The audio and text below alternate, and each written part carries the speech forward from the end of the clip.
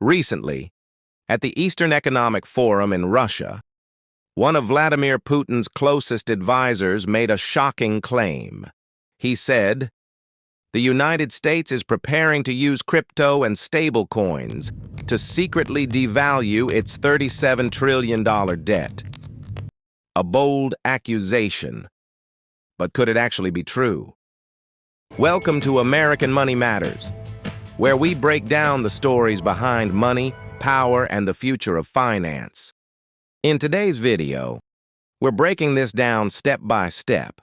We'll look at what was actually said, how debt devaluation works, and why stablecoins may be the hidden weapon of U.S. finance.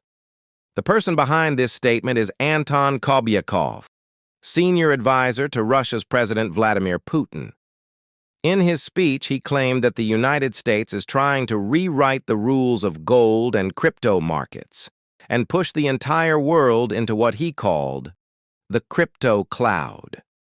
Let's break it down simply.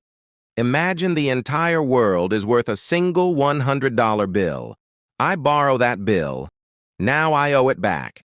But instead of repaying honestly, I print another $100 bill out of thin air. Now there's $200 chasing the same amount of stuff. Prices rise and inflation begins.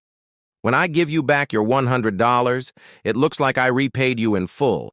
But in reality, your money buys only half as much.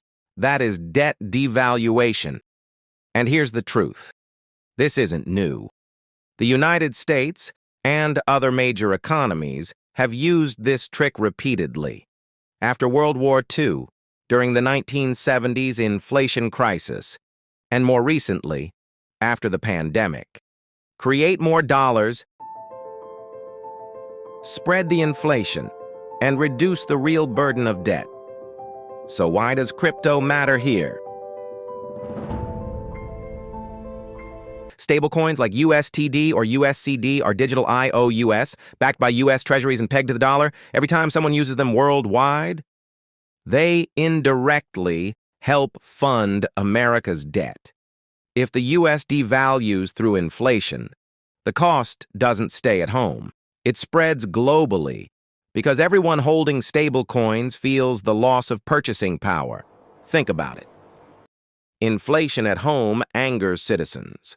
Rising grocery bills, higher rents, expensive gas. But inflation exported through stablecoins, that becomes a shared tax across the world. And that's exactly why Russia and many other nations are hoarding gold instead.